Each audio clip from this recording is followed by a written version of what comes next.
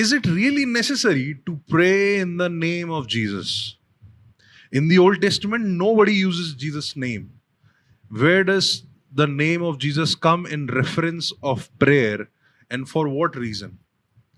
Is it for healing and deliverance only? Because in Old Testament, people didn't used to pray in the name of Jesus. They offered prayer and sacrifices through the priests. और completion होता है इस सवाल का, so will the prayers really work even if someone who's new to praying does not take the name of Jesus? जिन्होंने ये सवाल भेजा है, मैं आपको थैंक यू कहना चाहूंगा. इतना अच्छा सवाल आपने क्राफ्ट किया है, और साथ ही साथ में एक बड़ा अच्छा क्वेश्चन है, क्योंकि मुझे लगता है कि काफी अंडरस्टैंडिंग्स हैं, काफी चीजें हैं जिसको हम इसमें समझ सकते हैं. तो हम कोशिश करेंगे इन चीजों को बारी बारी बारी पूरी चीजों को समझ पाए. तो मेरे साथ बने रहें. आइए इन बातों को थोड़ा गौर से देखेंगे और इन सवाल को समझेंगे, और कोशिश करेंगे हर सवाल को और हर पॉइंट को और उन चीजों को भी जो मेरी अंडरस्टैंडिंग में मुझे लगता है कि जहां से ये सवाल निकल कर आ रहे हैं, मैं कोशिश करूंगा धीरे धीरे आपके सामने इस पूरी चीज को अनपैक कर सकूं, आपके सामने इस पूरी चीज को रख सकूं. तो सवाल ऐसे शुरू होता है, is it really necessary to pray in the name of Jesus? मैं काउंटर सवाल आपको पूछता हूं, is it really necessary to for you to carry your IDs whenever you need something from the government? Is it really necessary for you to have a passport when you go outside of India? Is it? नहीं, हम और तरीकों से भी जा सकते हैं, बिल्कुल कर सकते हैं, हजारों लोग करते हैं. But there is a legality in this issue, है ना? चीजों में एक अधिकार की बात आती है. जब इसी के बाद ये आता है कि where does the name Jesus comes in reference of prayer and for what reason? आइए कुछ आयतों को देखते हैं और फिर से इन पूरी बातों को, इस पूरे सवाल को गौर से समझेंगे. जॉन चैप्टर 14 वर्स 13 to 14 में कुछ यूं लिखा हुआ है. यीशु मसीह इस बात को कहते हैं, whatever you ask in my name, this I will do, that the Father may be glorified in the Son. If you ask me anything in my name, I will do it. John chapter 15 verse 16 कुछ इस प्रकार से कहता है, You did not choose me, but I chose you and appointed you that you should go and bear fruit, and that your fruit should abide, so that whatever you ask the Father in my name, he may give it to you. John chapter 16 verse 23 to 24 यूं लिखा हुआ है, In that day you will ask nothing of me. Truly, truly, I say to you, whatever you ask of the Father in my name, he will give it to you. Until now, you have asked nothing in my name. Ask and you will receive. Ephesians chapter 5 verse 20 यूं कहता है, giving thanks always and for everything to God the Father in the name of our Lord Jesus Christ. सवाल ये पूछा गया कि क्यों हम यीशु मसीह का नाम लेते हैं, क्यों यीशु मसीह का नाम लेना जरूरी है, क्यों यीशु मसीह के नाम से प्रार्थना करना जरूरी है, और ये बातें कहां से आ रही हैं, ये पूरी टीचिंग, ये पूरा शिक्षा कहां से आई कि हमें यीशु मसीह का नाम लेना है. और ये सवाल कई बार पूछा जा चुका है कि हर प्रार्थना के बाद यीशु मसीह का नाम क्यों लगाया जाता है. तो अगर मैं स्ट्रेट फॉरवर्ड इन आयतों का हवाला देके आपको ये बात स्पष्ट रूप से कहना चाहता हूं, सिर्फ इसलिए क्योंकि केवल यीशु मसीह का नाम हमें वो अधिकार देता है कि हम पिता से कुछ मांग सकें. जब यीशु मसीह ने ये आज्ञा दी, ये आज्ञा कोई और नहीं दे रहा, कोई पास्टर आपको संडे स्कूल में नहीं सिखा रहा, कोई पास्टर आपको प्रचार में नहीं सिखा रहा, ये आज्ञा स्वयं यीशु मसीह ने दी है. ये सिखाया स्वयं यीशु मसीह ने है कि तुम मेरे नाम से पिता से मांगो ताकि पिता की महिमा हो. तो यीशु मसीह का नाम इसलिए नहीं लिया जा रहा कि कोई चाहता था कि नहीं यीशु मसीह का कोई प्रोपेगेंडा है, यीशु मसीह के नाम को फेमस करना, नहीं, बल्कि इसलिए क्योंकि यीशु मसीह का नाम ही हमें वो अधिकार देता है। कौन ये कह रहा है? खुद यीशु मसीह कह रहे हैं। यीशु मसीह क्या कह रहे हैं? कि मैं तुमसे सच सच कहता हूं, अपने पूर्ण अधिकार के साथ। खुदा के लोगों, इस बात को समझिए, यीशु मसीह परमेश्वर पुत्र स्वयं परमेश्वर है। वो परमेश्वर के समान परमेश्वर के पुत्र और उनकी अधीनता में है।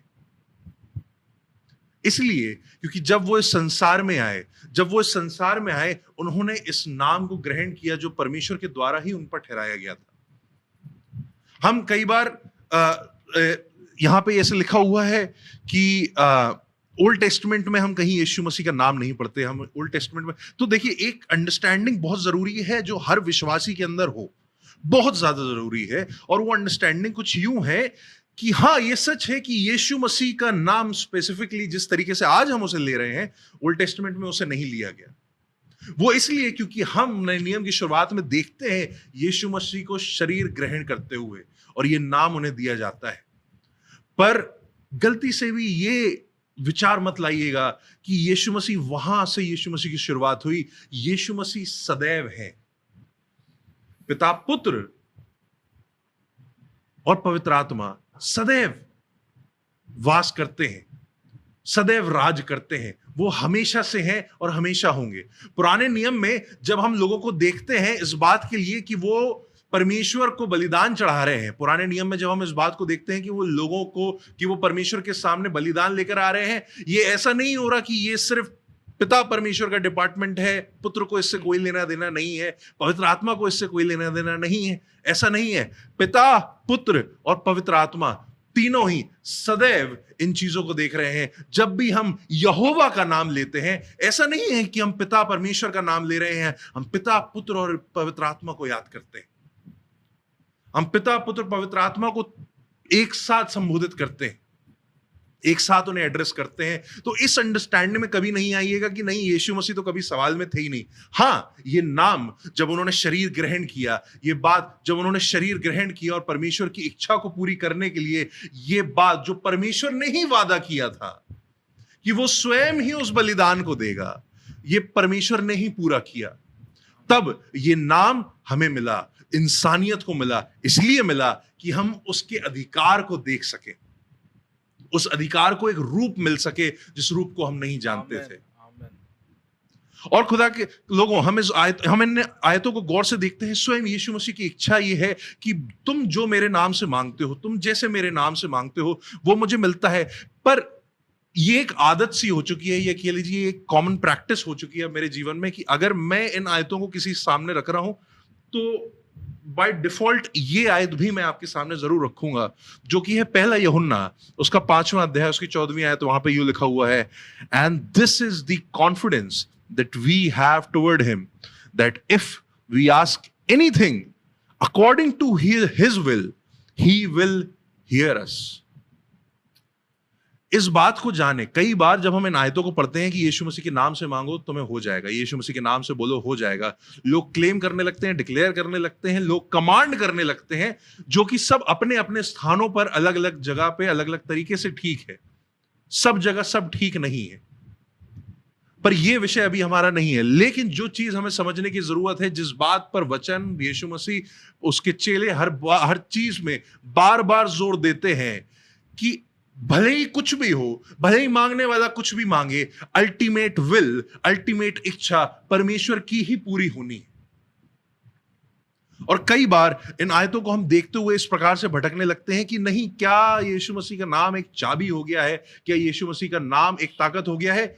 यीशु मसीह का नाम, अगर हम पासपोर्ट का एग्जाम्पल ले रहे हैं, हां, वो पासपोर्ट आपके पास है, आप उसको दिखाकर कई देशों में जा सकते हैं, बिल्कुल सही बात है, लेकिन वो ताकत पासपोर्ट की नहीं है। वो अथॉरिटी उस देश की है जिन्होंने वो पासपोर्ट इशू किया है। उसी प्रकार से हमारे पास वो नाम है, हम वो नाम ले दे रहे हैं, कोई भी वो नाम ले रहे हैं। हम प्रेरितों के काम में इस चीज को देखते हैं कि याजक के बेटे उसके नाम को लेकर अरे बड़े बड़े काम करने की कोशिश कर रहे हैं, पर इसका कहीं से यह मतलब नहीं है कि यह अधिकार उन पे आ गया है। अधिकार यीशु का ही है, अधिकार परमेश्वर का ही है और उसी के नाम से वो चीजें होती हैं। एक मंत्री है, उस मंत्री के पास बहुत पावर है, उस मंत्री के आसपास भटकने वाले बहुत सारे लोग हैं, वो उस मंत्री के नाम से कहते हैं मैं ये भी कर लूंगा, मैं ये भी कर लूंगा। एक दिन ऐसा आता है जब वो कुछ ऐसा कर देते हैं जिसकी उस मंत्री की इच्छा नहीं थी, उस मंत्री की इच्छा के विरुद्ध चले जाते हैं और वो मंत्री उस इच्छा को भी नहीं पूरी करता और उनको भी खुद से दूर करता है। खुदा के लोगों, अल्टीमेटली परमेश्वर की ही इच्छा हर एक चीज में पूरी होती है। पर चलिए सवाल पर वापस आते हैं। जो सवाल लिखा हुआ है, is it really necessary to pray in the name of Jesus? In a very humble and sincere manner, I would like to say yes. Because we have no other name. We don't have anything else जिस पे हम अपनी आशा दे सकें। हमारे पास कोई और जरिया नहीं है। हम यीशु का नाम बार बार दोहराते हैं, यीशु का नाम जपते हैं, यीशु का नाम लेते हैं, कहते हैं। क्यों? क्योंकि आसमान के नीचे और जमीन के ऊपर और कोई नाम नहीं है, ना कभी होगा। पर जब हम इस सवाल को आगे भी देखते हैं, जो सवाल पूछने वाले ने सवाल लिखा हुआ है, तो वो इन बातों को भी समझने की कोशिश करता है, क्योंकि आखिर में वो ये भी पूछता है, will the prayers really work if someone who is new to praying and does not take the name of Jesus? आगे आइए हम कुछ आयतों को देखें और इन बातों को और गौर से समझेंगे। गलेशियंस उसका 3रा अध्याय, उसकी 23वीं आयत में कुछ यूं लिखा हुआ है, देखिएगा। Now before faith came, we were held captive under the law, imprisoned until the coming faith would be revealed. So then, the law was our guardian until Christ came, in order that we might be justified by faith. But now that faith has come, we are no longer under a guardian. For in Christ Jesus, you are all sons of God through faith. आमीन। Through faith का मतलब यह है कि जब यहां पे ये सवाल इस प्रकार से है कि पुराने नियम में तो लोग बलिदान चढ़ाते थे, पुराने नियम में तो लोग बलिदान चढ़ाकर, यहां पे लिखा हुआ है, is it for healing and deliverance only? Because in old testament people didn't used to pray in the name of Jesus, they offered prayer and sacrifices through priest. तो ये आयत इस बात को क्लियर करती है, वो इसलिए क्योंकि वो लोग उस समय में उस आज्ञा के अंडर ही आते थे, वो लोग उस समय में उसी आज्ञा के अधीन थे।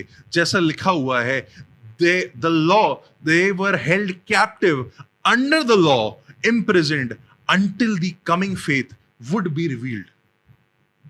इसलिए तो हम ऐसे नया नियम और पुराना नियम में फर्क करते हैं। क्यों हम बाइबल को 2 हिस्सों में बांट रहे हैं? इसीलिए तो क्योंकि वो नियम अलग थे, वो कानून अलग था, वो सजाएं अलग थी, और वो पूरा सिस्टम ही अलग था। जब हम नियम के अंडर, कानून के अंडर थे, वो समय अलग था, उनकी रीतियां अलग थी। पर अब हम जब मसीह यीशु के अंडर हैं, तो अब हम विश्वास के चलाए चलते हैं। इसी के बाद देखिएगा, लिखा हुआ है, अगर हम लेवी व्यवस्था देखेंगे, अगर लेवी व्यवस्था 4थे अध्याय में इस तरीके से बताया गया है कि कैसे पुराने नियम में यह बात सच है कि जानवरों को लाकर बलि चढ़ाया जाता था, और वहां पे स्पष्ट रीति से यह बताया जाता है कि कैसे जब वो बलि चढ़ाई जाती थी, तो वो इसलिए क्योंकि वो एक पार्शियल कवरिंग ऑफ सिन देता था। जब कोई गुनाह करता था, वो उस गुनाह से मुक्ति पाने के लिए, वो उस गुनाह की माफी मांगने के लिए, उस गुनाह से रिपेंट करने के लिए, ये व्यवस्था थी उस देश में कि उन्हें ये करना है, और ये व्यवस्था परमेश्वर ने ही ठहराई थी। ये सारी बातें परमेश्वर ने ही ठहराई थी। पर खुदा के लोगों, इस बात को जाने, ये बातें कहीं पुरानी नहीं है, ये बातें कहीं अनजानी नहीं है। इब्रानियों की किताब भी इस बात को कहता है कि बिना लहू बहाए पापों की क्षमा नहीं हो सकती। और वो इसीलिए उन भेंटों को चढ़ाते थे, उन बलिदानों को चढ़ाते थे। पर धन्य है इस बात का, परमेश्वर का धन्यवाद हो, क्योंकि यूहन्ना बपतिस्मा देने वाला उस बात को पहचानता है। अगर हम यूहन्ना उसके पहले अध्याय उसकी 29वीं आयत में देखें, वो इस प्रकार से जब यीशु मसीह को देखता है और वो कहता है, look the lamb of God who takes away the sin of the world. हाँ, ये सच है कि लोग अपने पापों की क्षमा के लिए एक समय पर बलिदान चढ़ाते थे, वो पुराना नियम था। पर खुदा के लोगों, ये इंग्लिश में इसको कहा जाता है कि ये भी एक टाइप था उस मसीह यीशु के लिए। ये भी एक फोरशैडोइंग थी उस मसीह यीशु के बलिदान के लिए, क्योंकि वो पापों का बलि चढ़ाना, मैंने आज पाप किया, मैंने आज एक बकरा चढ़ा दिया, मैंने आज एक चिड़िया चढ़ा दी, जो मेरी आर्थिक स्थिति है मैंने उस हिसाब से एक बलिदान चढ़ा दिया और मैंने एक पर्टिकुलर पाप के लिए माफी मांग दी। कितने पापों के लिए हम माफी मांगेंगे? क्या हम बलिदान करा करा के अपना अनंत जीवन खरीद सकते हैं? नहीं। मूसा की व्यवस्था विफल है उस चीज में, और इसीलिए परमेश्वर ने प्रयोजन किया, परमेश्वर ने ठहराया, और वो इस प्रकार से ठहराया कि हम देखते हैं इब्रानियों उसका 7वां अध्याय, हिब्रूज 7 वर्स 27 में लिखा हुआ है, he has no need like those high priests to offer sacrifices daily. प्रभु यीशु मसीह के बारे में कहा जा रहा है, first for his own sins and then for those of the people, sins he did this once and for all when he offered up himself। जब यीशु मसीह ने अपने आप को बलिदान किया, हम क्रूस को क्यों सबसे ज्यादा महत्व देखते हैं, हम क्यों उसके जी उठने को सबसे ज्यादा महत्व देते हैं? वो इसीलिए देते हैं क्योंकि जो काम मनुष्य बार बार करता जा रहा था, बार बार माफी मांगने की कोशिश करता जा रहा था और तब भी वो सक्सेसफुल नहीं हो रहा था, वो अपने अच्छे कामों और अपने बलिदानों से अपने पाप के कामों को आउटरन नहीं कर पा रहा था, वो आउट पे नहीं कर पा रहा था अपने जीवन के सारे पापों को। और ये बात परमेश्वर ने उत्पत्ति में ही निर्धारित कर दी थी, और हम इस चीज को लगातार देखते आ रहे हैं। वो बातें यीशु मसीह के नाम में पूरी होती हैं। तो मेरे भाई मेरे बहन जिन्होंने भी ये सवाल पूछा है, मैं आपको ये स्पष्ट रीति से बताना चाहता हूं, is it really necessary to pray in the name of Jesus? It is, because we have no other name. In the Old Testament, nobody uses the name of Jesus because nobody knew the name of Jesus specifically. But Jesus was working among them. पिता पुत्र पवित्र आत्मा मिलकर इस योजना को तैयार कर चुके थे और उसको दोहरा रहे थे, और वो ठहरा चुके थे इस बात को कि कैसे वो उसी प्रजा में यीशु मसीह का आना पूरा होगा। ये इतनी सारी आयतें मैंने आपके सामने इसलिए रखी कि आप इस बात में बिल्कुल स्पष्ट हो जाओ कि हम यीशु मसीह का नाम इसलिए इस्तेमाल करते हैं क्योंकि केवल वही एक अधिकार है, केवल और केवल वही एक अधिकार है जिसके द्वारा हम पिता से बात करते हैं, केवल और केवल वही एक अधिकार है जिसके द्वारा हम पिता के पास जाते हैं। वरना हमारे और पिता में बहुत दूरी आ चुकी थी। आदम और हवा के पाप के बाद, हमारे खुद के गुनाहों के बाद हम इस लायक नहीं थे कि हम पवित्र परमेश्वर के पास जा सकें। हम इस लायक भी नहीं थे कि हम परमेश्वर को, जो रचयिता परमेश्वर है, उसको पिता कहकर बुला सके। यह अधिकार हमें प्रभु यीशु मसीह के द्वारा ही मिला है। और खुदा के लोगों, इसी के साथ साथ मैं आपको यह बात भी बताना चाहता हूं, जब आपने ये सवाल पूछा, so will the prayers really work even if someone who is new to praying and does not take the name of Jesus? अब ये एक अलग विषय है। अभी हमने समझा कि हम यीशु मसीह का नाम क्यों इस्तेमाल करते हैं, क्यों एम्फेसिस देते हैं सिर्फ और सिर्फ यीशु के नाम पर, क्योंकि पिता ने वो नाम दिया है हमें, हमारे पास परमेश्वर की ओर से वही एक नाम है। पर अब हम क्या करें? अगर हम प्रैक्टिकल सेंस में सोचते हैं, और ये सवाल भी अब एक प्रैक्टिकल डायरेक्शन लेता है कि वो जो अभी नया है, जिसको प्रार्थना करना नहीं आता, जो प्रार्थना करना नहीं जानता, या ठीक से अभी उसने सीखा नहीं है, या जो भी चीजें हैं, वो अगर यीशु मसीह का नाम ना ले, या वो यीशु मसीह के नाम से, क्या एक स्पेसिफिक फॉर्मेट है कि नहीं, हमें ऐसा ही सेट फॉर्मेट है, हमें ऐसे ही प्रार्थना करनी है, ऐसे ही तरीके से प्रार्थना करनी है? खुदा के लोगों, कमाल की बात यह है कि जब यीशु मसीह वापस स्वर्ग गए, उन्होंने एक बात कही कि मैं जाता हूं पर तुम्हारे लिए एक सहायक दिए जाता हूं। कई बार उसे इंटरप्रेट किया जाता है सिर्फ इसलिए ताकि वो और चेले बनाए जाने के लिए, लोगों की जर्नी में परमेश्वर के कलाम को बांटने के लिए, परमेश्वर कलाम को सिखाने के लिए वहां तक होता है। पर मैं आपको ये बताता हूँ, रोमियो उसका 8वां अध्याय उसकी 26वीं आयत, रोमन्स चैप्टर 8 वर्स 26 यूं लिखा हुआ है, likewise the spirit helps us in our weakness, for we do not know what to pray for as we ought, but the spirit himself intercedes for us with groanings too deep for words। परमेश्वर अनुग्रहकारी परमेश्वर इस बात को जानता है कि हम प्रार्थना करना नहीं जानते। हाँ, जो लोग नए हैं उन्हें अंडर कॉन्फिडेंट महसूस होता होगा। वो लोग जो विश्वास में बहुत सालों से हैं, वो लोग बड़ी लंबी चौड़ी बड़ी बड़ी प्रार्थनाएं करते होंगे, बड़े बड़े रेफरेंस दे देते होंगे, बड़ी बड़ी बातें कर देते होंगे। परमेश्वर शब्दों को देखने वाला परमेश्वर नहीं। परमेश्वर स्पष्ट रूप, परमेश्वर जानता है और वो खुद निर्धारित कर रहा है और मददगार भेज रहा है हमारे लिए कि पवित्र आत्मा हमारे लिए उस तरीके से प्रार्थना करे। तो ये चिंता हमारे जीवन में कि क्या हम एप्लीकेशन लिख रहे हैं और एप्लीकेशन में हमने नाम सही जगह लिखा है, क्या हमने अपना नाम सही जगह लिखा है, क्या हमने डेजिग्नेशन सही लिखी है, क्या हमने चीजें ऊपर नीचे तो नहीं कर दी, क्या हमारी बॉडी में कुछ कम तो नहीं है। नहीं नहीं, खुदा के लोगों, परमेश्वर इन चीजों को नहीं देख रहा। परमेश्वर आपकी प्रेयर की वर्बल क्वालिटी चेक नहीं कर रहा, कॉम्प्रिहेंशन आर्टिकुलेशन चेक नहीं कर रहा। परमेश्वर जो मनों को जांचने वाला परमेश्वर है, वो आपके विश्वास को देखता है। वो ये देखता है, जैसा भी हमने पढ़ा, कि क्या हम उसकी इच्छा के अनुसार, खुदा के लोगों, हम ये जानते हैं इच्छा तो केवल परमेश्वर की ही पूरी होनी है। At the end only the will of God will prosper. पर क्या हम अपनी प्रार्थनाओं में, क्या हम अपनी इच्छाओं में उसकी विल में अलाइंड हैं? क्या हम उसकी इच्छाओं में उसके साथ सम्मिलित हैं?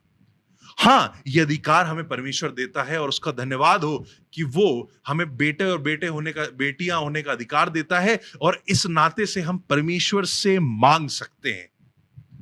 हम परमेश्वर से दिल खोल के मांग सकते हैं। फिलिपियों 4 इस प्रकार से कहता है कि अपनी बातों को, इच्छाओं को उसके सामने रख दो।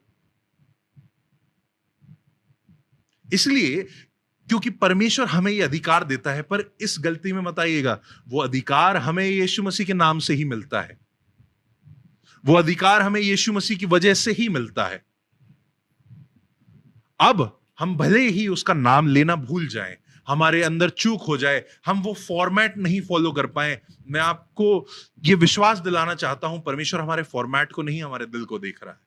तो it is not necessary in this sense कि हम भूल रहे हैं या अभी हमें आता नहीं है। परमेश्वर जानता है हमें नहीं आता है। हम दूसरों को देख के सोचते होंगे ये बहुत अच्छी दुआ कर रहे हैं, तो मैं आपको स्पष्ट बता दूं, कोई इंसान बहुत अच्छी दुआ नहीं कर रहा। परमेश्वर के स्टैंडर्ड्स के सामने हम कुछ नहीं है।